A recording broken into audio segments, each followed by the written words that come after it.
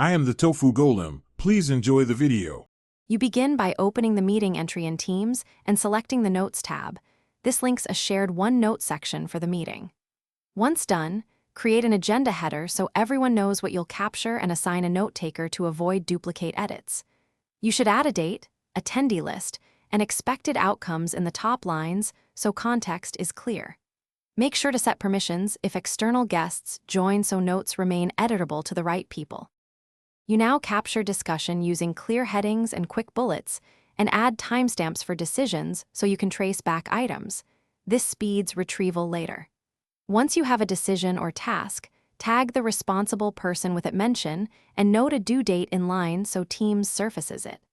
Also embed relevant files or a short screenshot in the same notes section to reduce search time. Make sure to collapse long threads into succinct summaries so the notes stay scannable for everyone.